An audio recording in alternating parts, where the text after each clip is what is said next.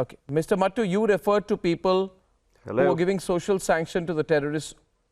We know who those are on the other side of the border. Who are those who are on our side of the border? Can you name them specifically?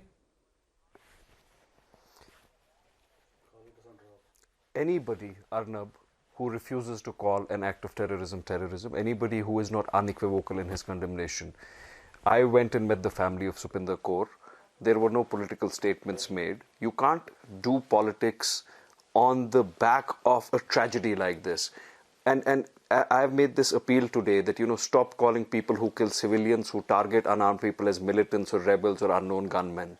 Anybody who is equivocal in his condemnation, anybody who intermixes a condemnation of such barbarism with political posturing or political statements or political demands, I think they are giving some social sanctity to issues like this. Terrorism has absolutely no justifications. Barbarism has no justifications. Who are those you are speaking about, Mr. Mattu? Mr. Mattu, I think we must be very specific. Are you saying that Mehbooba Mufti is giving social sanction by not calling them terrorists? Are you saying Omar Abdullah is giving them social sanction by not calling them terrorists? Well, I took, a National Conference spokesperson has just tweeted that Junaid Mattu is, exhibiting his servitude by saying that they should be called terrorists. Willy-nilly, National Conference is saying, no, they are not terrorists, they are militants. So obviously, Mehbooba Mufti went to Makhanlal Bindru's house and her condemnation there wasn't unequivocal too. Wahan pe bhi, she had to make a demand for talks with Pakistan. So obviously, I'm very clear about this fact. I don't need to take names to prove it. Everybody knows that.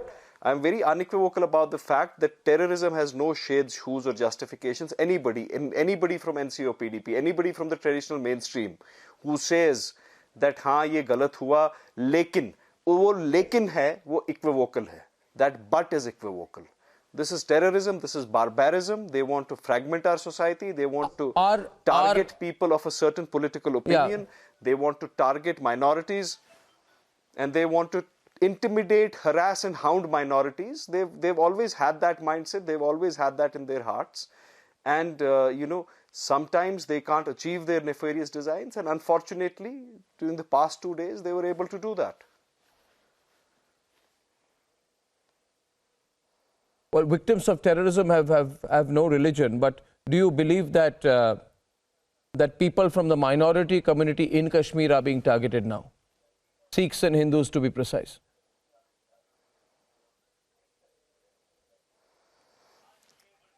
If you shy away from that, why was Makhanlal Bindru killed? Why was Supinder Kaur killed and taken out of a line? Why was Deepak Chand taken out of a line? There were 8 or 10 teachers there. All those teachers were present. You said that they were killed for saluting the tricolour. All those 8 or 10 teachers were present on the 15th of August function in that school. Why were these two singled out? Arnab, I think even asking this question is contemptuous and unacceptable at this moment. Of course they were targeted because of their religion. Of course they were targeted because they were minorities. When political workers and activists are killed, they are targeted because they believe in the political mainstream.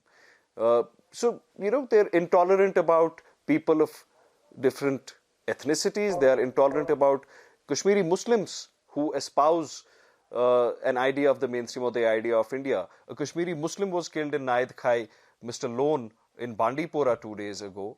We've been losing Kashmiri civilians, mainly political mainstream activists, consistently over the past few months. But these killings, that of Makhanlal Bindru, of Supinder Kaur and Deepak Chand and Virinder Paswan, the Golgappe street vendor who was killed in Lal Bazar, they were targeted killings with a specific mindset, with a specific aim and a specific goal to intimidate the minorities, to drive a wedge between different communities in Kashmir.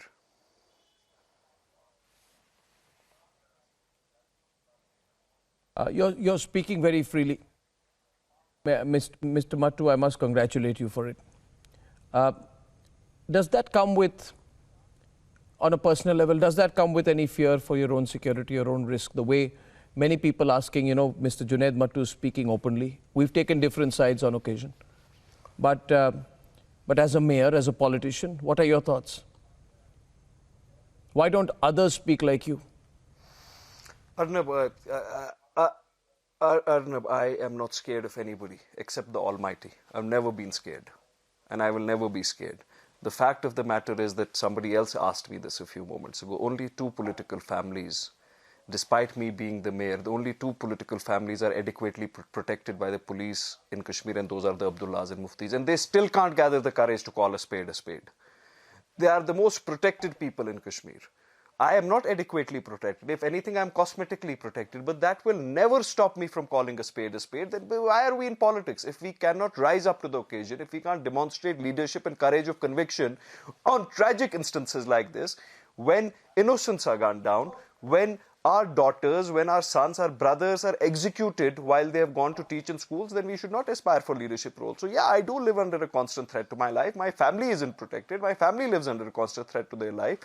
I doubt the police will ever adequately protect me or my family. They are busy protecting the Abdullahs and the Muftis for reasons best known to them.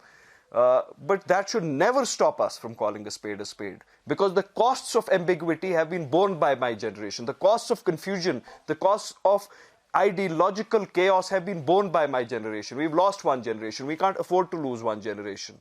This is not about my individual safety. The moment we refuse to call terrorism terrorism, you can have any political ideas or political views. The idea of India can accommodate differences and contrarian opinions. You can agree with what happened on 5th of August. You can disagree with what happened on 5th of August.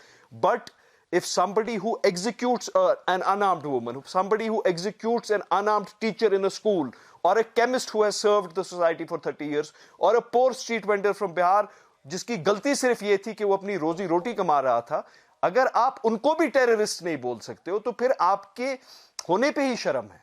Then you should sit at homes. Then you should not aspire to be in politics. At least call them terrorists. At least say that this is an act, हैवानियत का act है. This is barbarism. And when you say that, don't intersperse that with politics. Don't intersperse that with political statements. आपको बोलना है कि बातचीत होनी चाहिए. आपको बोलना है कि political, वो अलग बोलिए ना.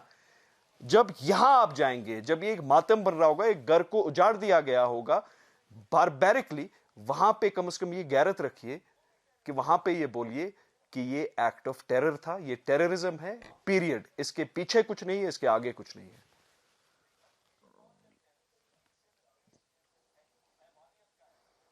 Junaid Mattu, I congratulate you for the stand you've taken and for the courage you're showing tonight. Fact of the matter is that all patriots are being challenged. The terrorists are sending a message that if you're a patriot, you won't be allowed to live in Kashmir. If you're a Kashmiri Pandit, you will be hounded out. If you don't belong to the majority community in Kashmir, your lives are under threat. And if this is the message, or if you believe in the tricolor or uphold the tricolor, you will be eliminated. If this is the message that is being sent to the country, it's time we put our security forces on the job. Stay strong, Junaid. I'll talk to you again. I go to our panel.